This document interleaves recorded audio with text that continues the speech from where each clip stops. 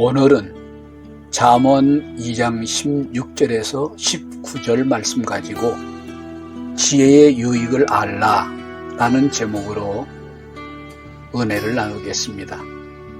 지혜는 삶을 바르게 분별해내는 능력이며 인생을 바른 길로 인도하는 나침판이며 삶의 활력을 불어넣어 성취해낼 수 있게 하는 힘인 것입니다.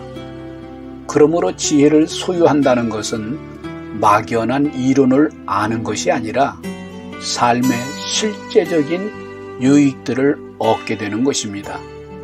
일본의 정치인 송평정신이라는 분이 뜻이 다섯이고 지혜가 일곱이면 반드시 성공하지만 뜻이 다섯이고 지혜가 다섯 이하이면 대부분 실패하게 된다. 지혜가 적고 뜻이 두터운 사람은 때를 알지 못하고 처지를 분별하지 못하며 남을 알지 못하고 자신만을 우기며 또한 자신의 지혜가 모자란 것을 알지 못하기 때문에 실패하고 마는 것이다 라고 말했습니다. 맞는 말입니다.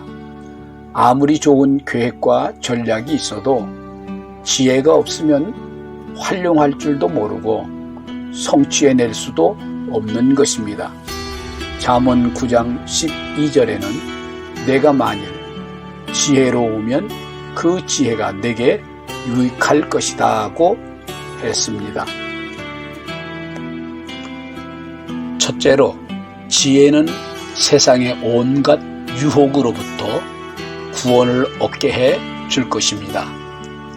지혜가 또 너를 음녀에게서 말로 호리는 이방 계집에게서 구원하리니. 음녀란 야릇한 옷차림으로 다가오는 창녀를 가리킵니다. 이방 계집은 하나님에 대한 종교심도 없고 율법적 계율도 모르고 사회적 규범도 없어 창피함도 모르고 행동하는 음탕한 여인을 가리킵니다. 홀이라는 말은 여우 호의 살쾡이 리를 사용하여 유혹하거나 꿰어 정신을 못 차리도록 흐릿하게 만드는 요괴의 짓을 가리킵니다. 음탕한 여인은 남자들 앞에서 온갖 유혹의 끼를 부려 음란의 늪에 빠지게 만드는 것입니다. 잠언 7장을 보면 어리석은 자 중에 젊은이 가운데에 한 지혜 없는 자는 길거리에서 음탕한 여인, 말로 호리는 여인을 만나서 유혹에 빠져 마치 도수장으로 끌려가는 소처럼 끌려가게 된다고 했습니다. 여기 지혜 없는 자는 문자적인 의미로 마음이 없는 자, 즉 마음이 텅 비어있는 인간을 뜻합니다. 육체의 욕망에 사로잡혀 이성적 판단력이 마비되어 이해력과 통찰력이 없는 멍청한 인간, 짐승같이 욕망으로만 행동하는 인간인 것입니다. 그래서 신령한 지혜가 필요한 것입니다. 지혜는 음료뿐만 아니라 온갖 잡다한 세속적 유혹, 거짓된 이론들에게서 우리를 구원할 것입니다. 여기 구원한다는 말은 위험 가운데 빠져있는 사람을 낚아채서 건져내는 것을 가리킵니다. 이스라엘 백성들을 노예의 무거운 짐 밑에서 빼냈던 것처럼 요셉을 해치려는 형들의 손에서 구출해낸 것처럼 다윗을 원수들의 손과 포악한 자들의 소나귀에서 건져내셨던 것처럼 위기와 절망에서 강제적으로 끄집어내어 구출해 주는 것을 말합니다. 이스라엘 백성들처럼 영적 소경, 영적 귀머거리, 심령적 우둔함에 빠져서는 안 됩니다. 그것은 실패의 원인이 되기 때문입니다. 그러므로 신령한 지혜만이 우리로 참된 길을 깨닫게 만들어 준다는 사실을 아시기 바랍니다. 그것은 세상의 온갖 유혹을 피하게 만들어 주어 우리로 바르고 안전한 길로 살아가도록 만들어 줄 것입니다. 둘째로, 지혜는 하나님의 언약을 잃어버리지 않게 만들어 줄 것입니다. 그는 젊은 시절의 짝을 버리며 그의 하나님의 언약을 잊어버린 자라. 지혜로 무장하지 않은 미련한 인간들은 분별력과 통찰력이 없어서 사리를 바르게 분별하지 못하여 멍청한 짓을 하는 것입니다.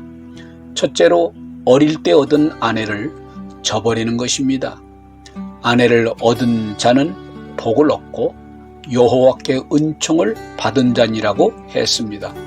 그러므로 하나님께서 선물로 주신 아내를 소중히 여기고 사랑하고 그 품을 만족하게 생각하면서 행복을 만들어내면서 인생을 살아가야만 하는 것입니다.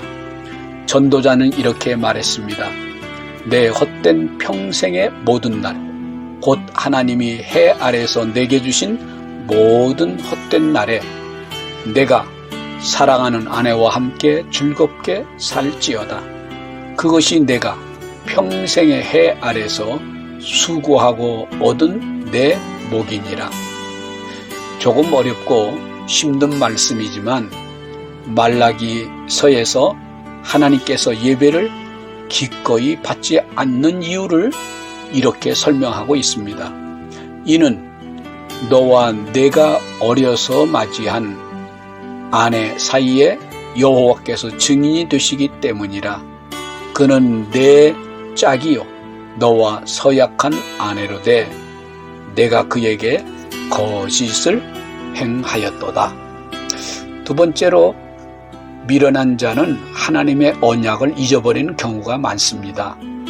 언약은 하나님께서 인간에게 베풀어 주는 은총의 계약입니다. 하나님께서 자격이 없는 인간에게 큰 은총과 축복을 제시하면서 그에 걸맞는 책임을 수행하라는 약속의 체결서와 같은 것입니다. 결혼 언약은 하나님을 증인으로 삼고 맺은 남녀 간의 약속입니다. 그러므로 이방 계집의 미혹을 받아 젊을 때 얻은 아내를 버리면 자연적으로 하나님 앞에서 약속한 결혼 서약을 깨트리는 결과를 가져오는 것입니다. 신앙인이 욕망에 사로잡혀 하나님도 그의 말씀도 그와 맺은 언약도 보이지 않는 멍청한 인간이 되어서는 안 됩니다. 신앙인은 하나님 주신 지혜로 눈이 떠져야 합니다. 하나님도 보이고 그 말씀도 약속도 어릴 때 얻은 아내도 보여야 합니다. 이것이 행복한 삶을 사는 길입니다.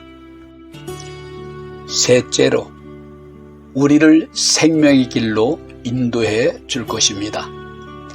그의 집은 사망으로 그의 길은 스올로 기울어졌나니 누구든지 그에게로 가는 자는 돌아오지 못하며 또 생명의 길을 얻지 못하느니라.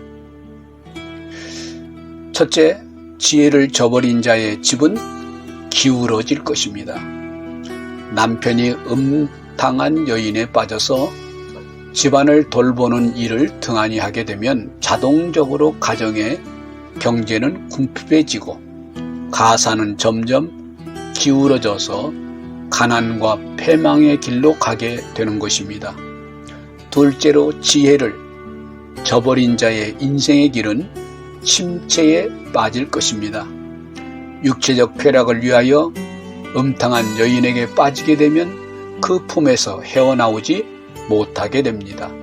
그리하면 자연적으로 자신의 일에 집중하지 못하게 되고 사업은 기울어지기 시작하며 사람들에게 받아왔던 존경심도 사라지게 될 것이고 결국 자기가 속한 사회에서 버림받을 수가 있는 것입니다.